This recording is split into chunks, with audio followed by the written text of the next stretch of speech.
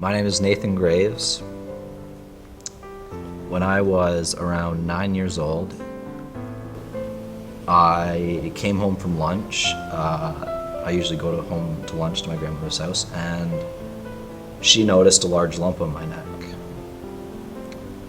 And my parents, being concerned, of course, took me to the doctor, and they found that I indeed did have cancer, non-Hodgkin's lymphoma, which is cancer of the lymph nodes. I wanted to make this film to try and move on with my life, to almost apologize to my family for what I did to them and what I did to myself. And I want people to understand that cancer ruins everything. Relationships aren't easy, especially with friends, girlfriends, whatever. You talk too much about it, you don't talk enough. Some people want to hear it, some don't, and I guess this film is my way of trying to put it out of my mind and move on with my life so that maybe my relationships don't suffer as much, and maybe my family will forgive me for inflicting the damage on them that I did. The effect that it had on my family, in a way it brought us together, but in other ways it tore us apart. Like, I felt like my relationships really suffered as a result of that with my family. If you died, your dad and I would not be together. It would break us apart. When you were diagnosed, I felt helpless, because it's a father's job to look after his children, but there's nothing I could do. The first thought was that you could die, and that was pretty scary. When you're told, it's not like you really stop and think of all the stuff that you have to do. You just do it, because you don't have a choice. So my first time dealing with cancer, it was about 1.5 years of chemotherapy. It's fairly intense at first, and then after a while it was only like I had to come in a couple times a week. So 1.5 years goes by, everything's going well. I finished treatment, and I'm off treatment about a month. Everything seems fairly normal. One day I felt really tired, so I laid down for a nap, and when I woke up I had a really high-grade fever.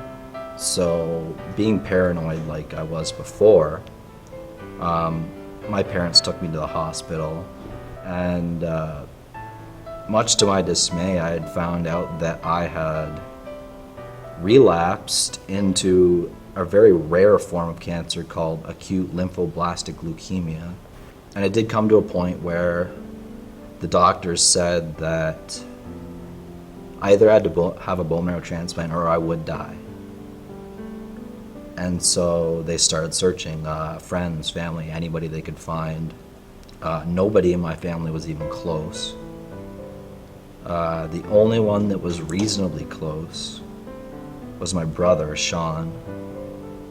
And he was about 1.5 years younger than me, so he really didn't know what was going on. And for him to have to step forward and be my bone marrow donor was a huge effort on his part, and I admire him for that.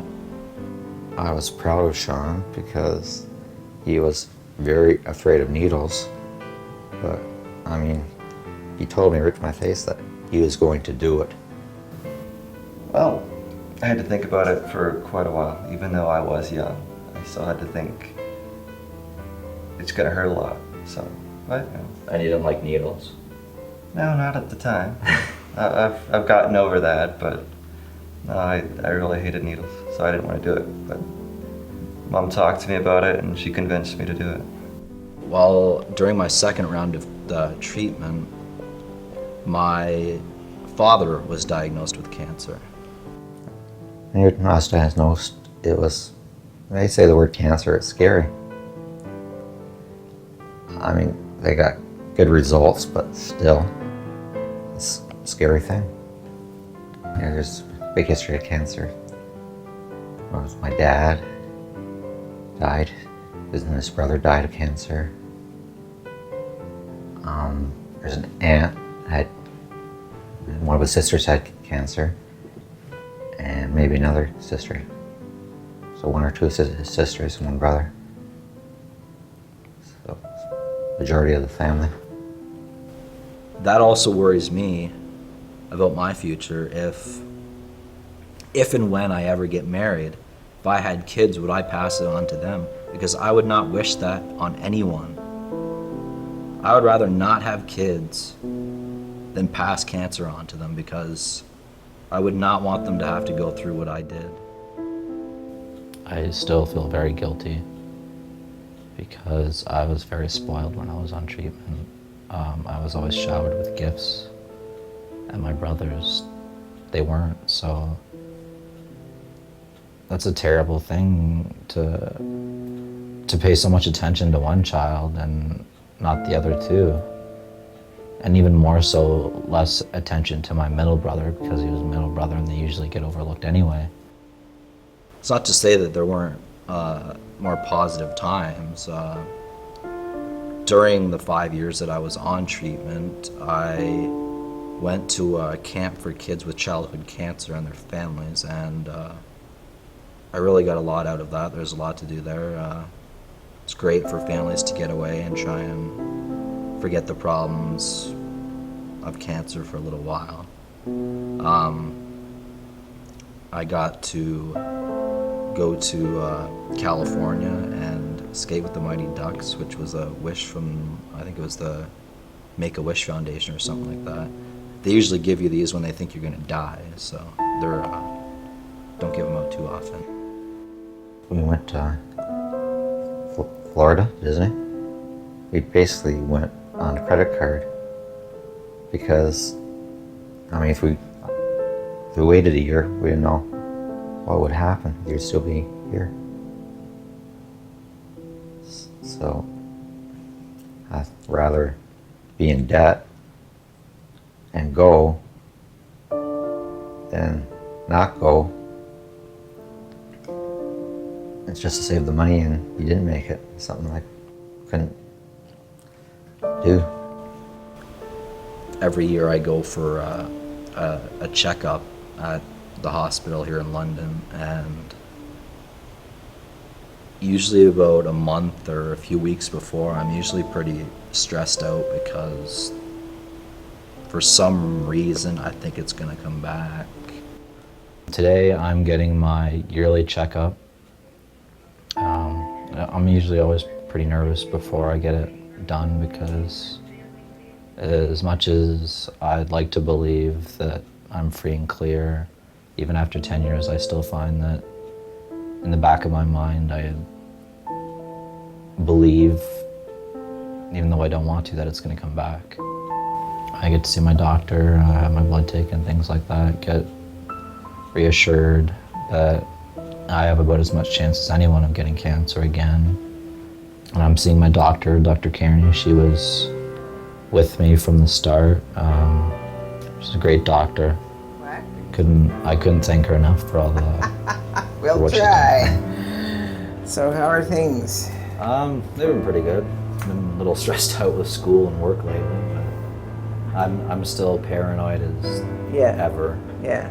Well, in some respects, I think a little paranoia is not a bad thing, because then if something doesn't feel right, you'll let us know. Yeah. Too It just much. seems like sometimes, like sometimes even when I get a cold or I think I have a slight temperature, that I think it's back. The likelihood of something coming back at this point is as close to zero as it can get. I wouldn't be leaving you a year and a half between visits if I was worried about that. Okay. And I treated you longer than the protocol showed because I thought it was going to come back. and I was wrong, and that's a good way to be wrong. Well, I'm definitely glad 10 years later that I'm still here. Yeah, no, I mean, I am not worried about something coming back. It's now been 10 years since that happened, and I've been in good health ever since. If there's one thing that living through a disease like this has taught me, it's that every day is a gift, and you should live every day as if it's your last, because in my case it could have been.